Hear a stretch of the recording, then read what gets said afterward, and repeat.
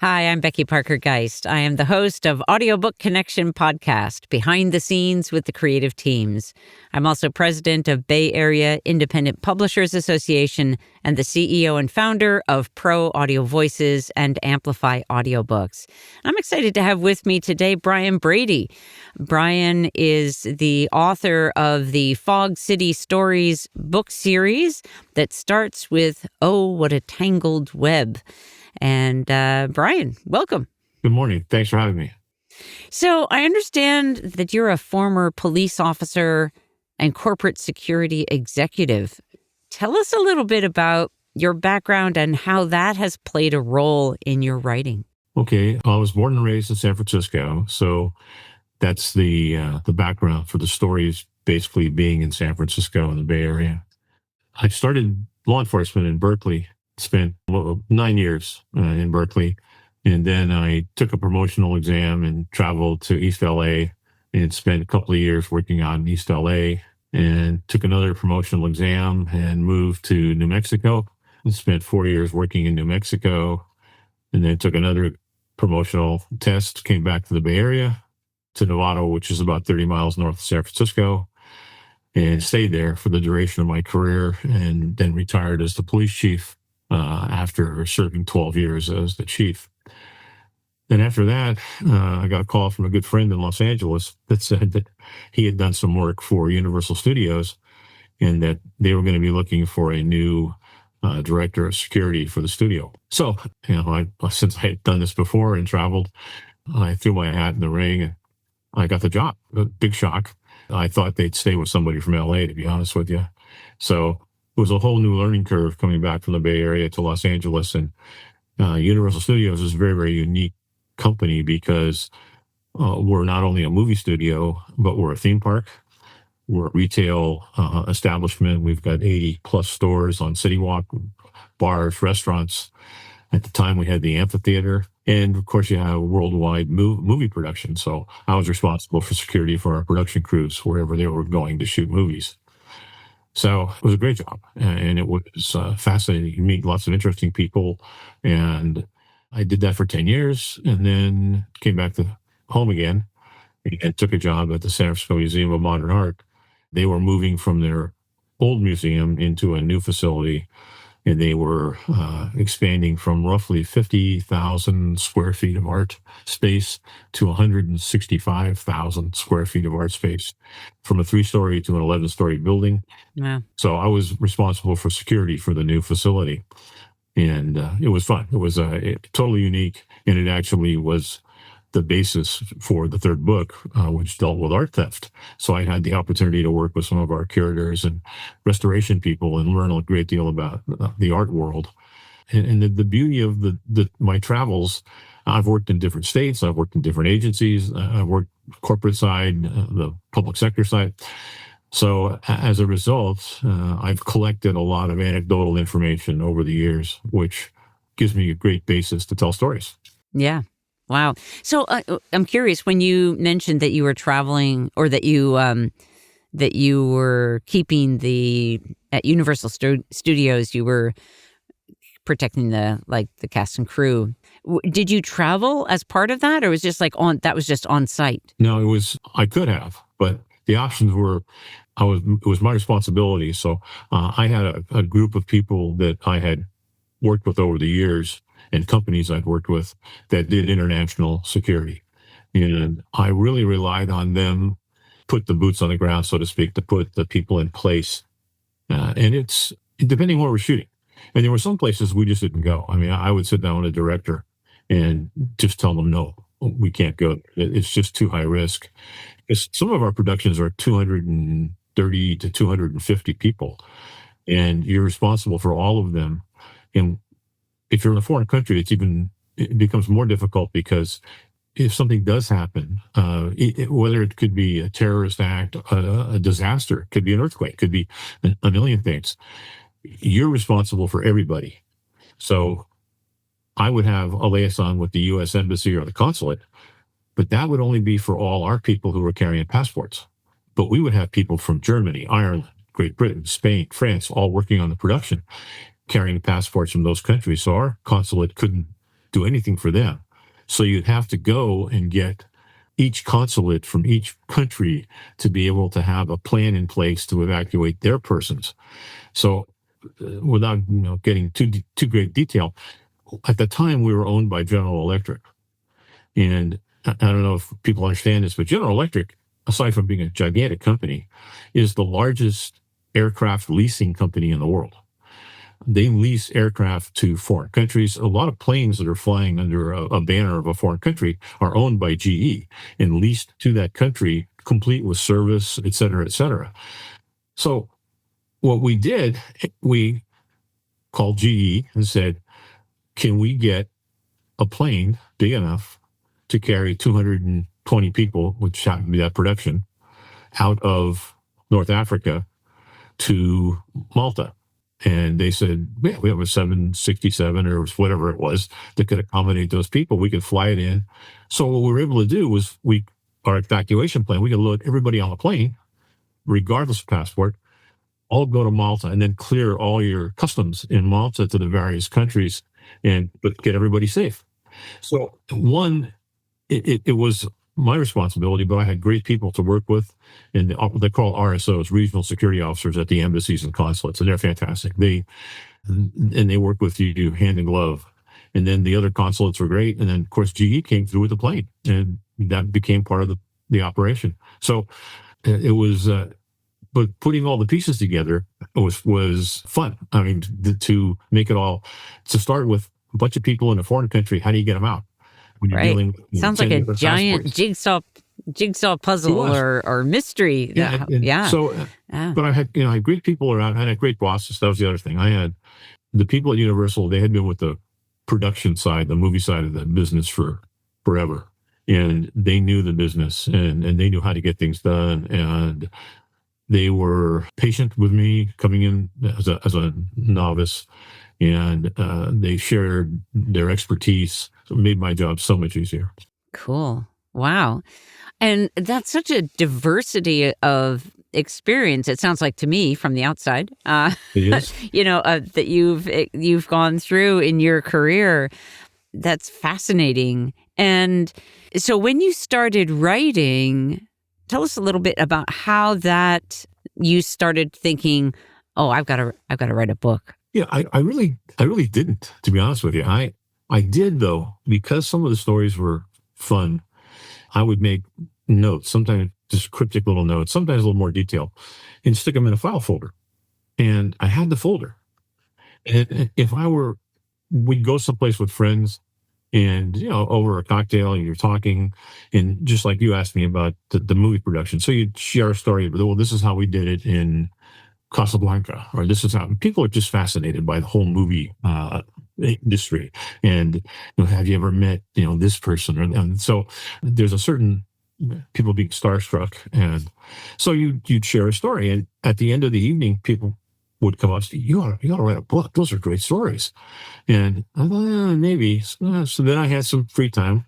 When I went over to the museum, I still do consulting work with a security firm, but it gave me, most of that's from home. So it gives me some time. So I started putting together some of these stories. And that's really how the book came about. And then once I got it pretty much written, I shared it with people, and the reception was good. And then you're aware of all this. And then your next step is, you find an editor who's willing to work with you. And then you send your editor 50 pages of War and Peace. I mean, this is great stuff. I mean, you have labored over this, and this is New York Times material. And they give you back 60 pages of corrections. And so you find out that you're not Hemingway. You're an idiot. You have really screwed some things up. But once you get past the angst of the red lining, they're helping you. They're making your story better. So over the 3 books, I've worked with 3 or 4 different editors who have, and each of them have a skill set, and I've used all of them sometimes on the same book, because some of them do really, really great stuff, proofreading, for instance. Others do a better, are really good. They kind of get what I'm trying to say content-wise, and they make quality revisions to make the intent more clear. So That part they're a huge help. You can't function without them.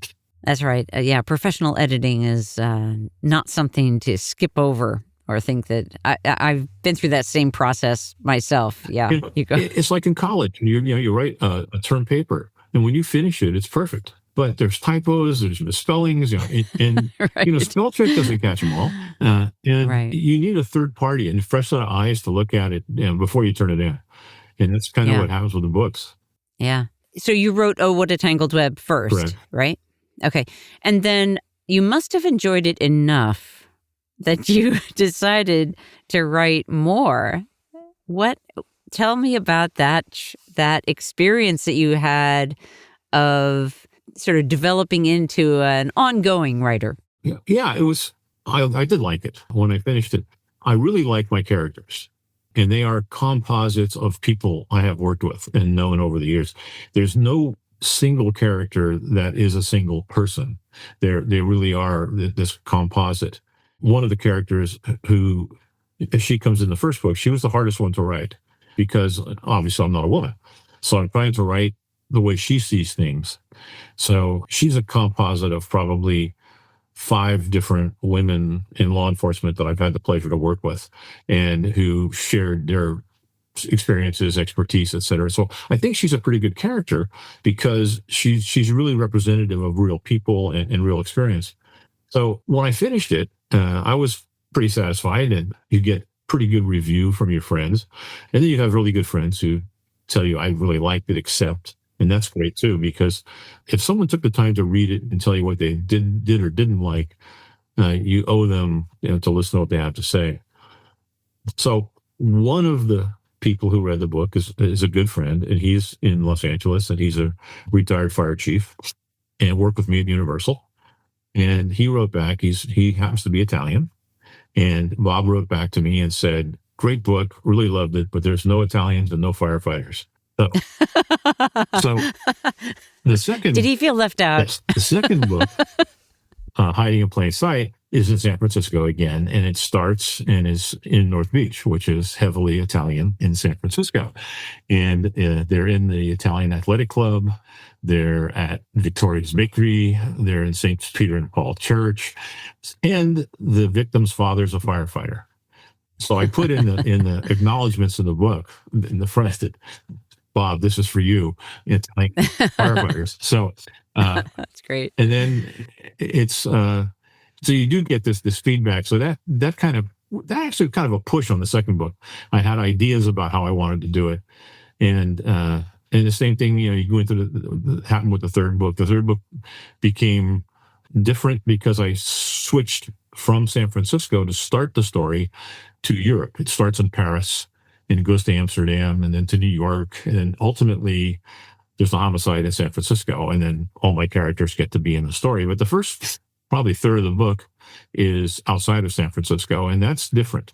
And it was interesting to write it that way and kind of expand my horizons a little bit. And it allowed my wife and I to travel in Europe, and I've tried literally to, if I write about a place, I've been there. I've actually seen it, felt it, etc. I don't have north-south streets intersecting in my stories. If I'm going to talk about a building and I describe it as a 3-story building, it's not in reality 12 stories. So, and I'm working on another book right now where it ends up in Montana and Wyoming, and I'm describing a freeway intersection. Well, I actually drove up there and looked at that intersection. So when I describe the off-ramp and where the shoulder of the road was in the story, it really is there. Now, someone in San Francisco maybe reading the book won't make any difference, but someone from Montana or Wyoming who drove that stretch of freeway is going to say, well, that doesn't exist. So I want them to go, yeah, I know that place. I know that off-ramp. So that's great. That part. Do you enjoy that?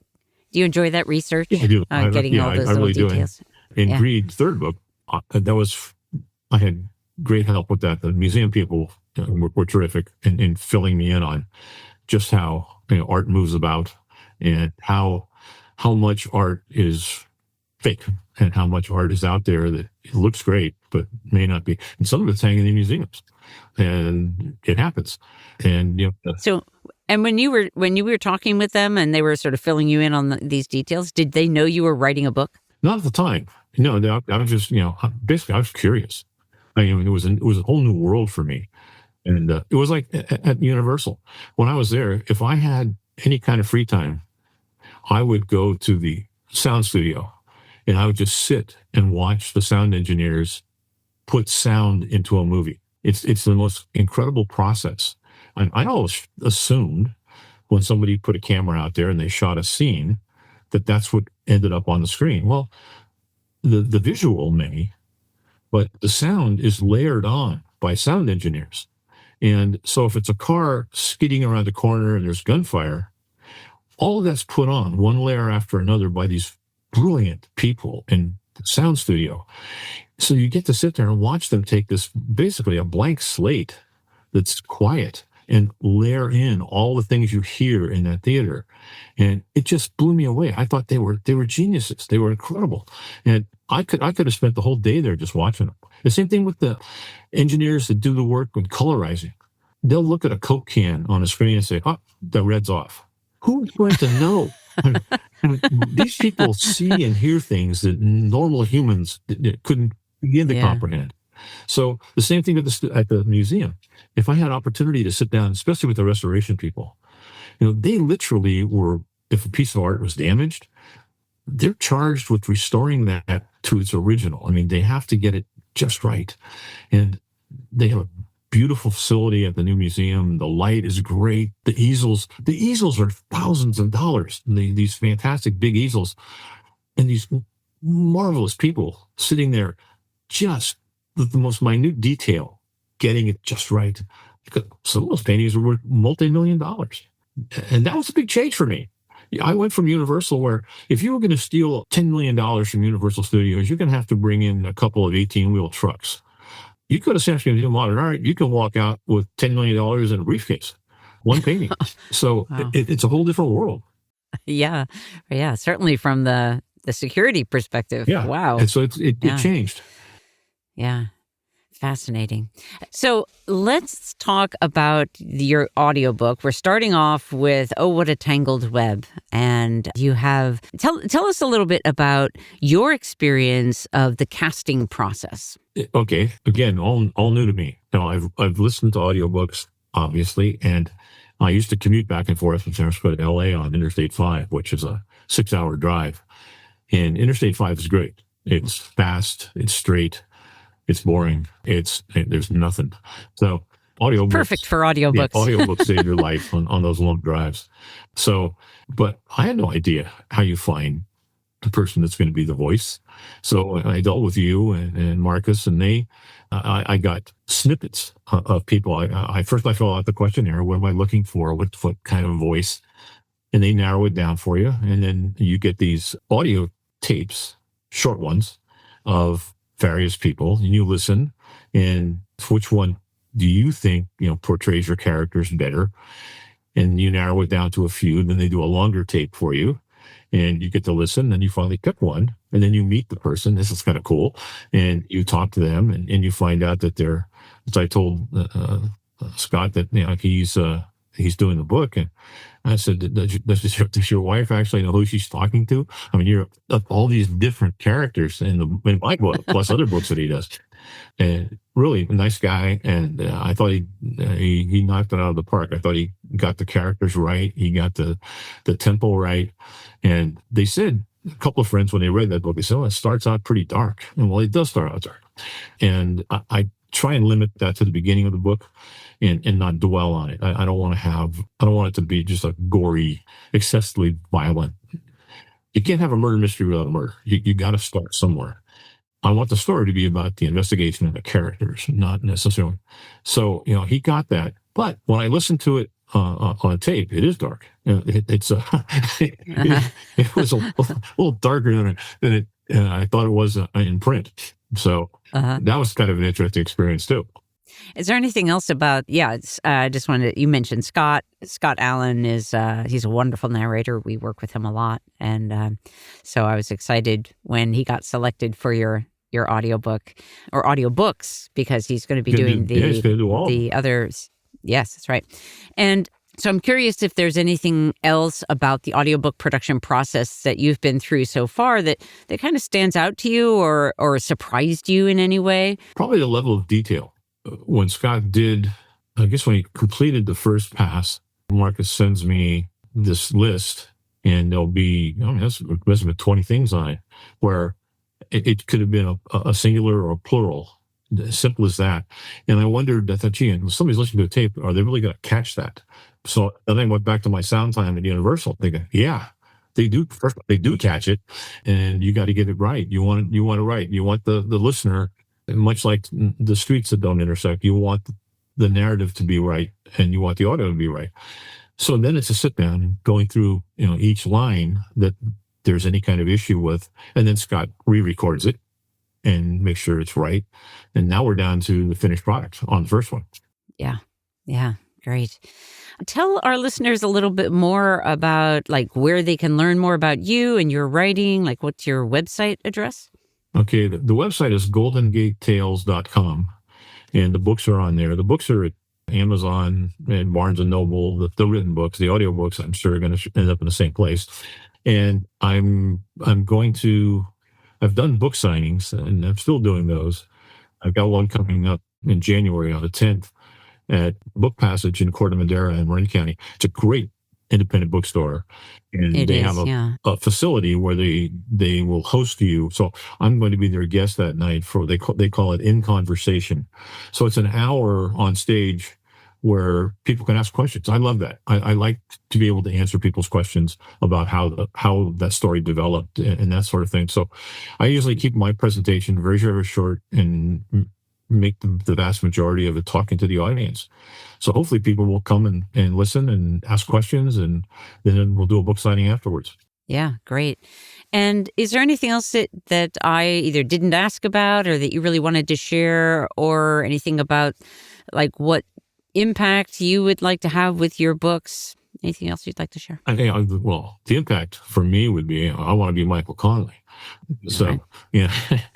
You'll set your goal, and I love his characters. I like the way he writes, and I've actually had the occasion to meet him on a couple of different venues. And he is one of the nicest people. He's not taken by his fame and fortune. He's the most down to earth, and he'll give you time. If you ask him a question or something, he'll sit there and answer it. He's very generous, and so that would be ultimately, I'd love to be able to, like any also writes, what you need is a good agent.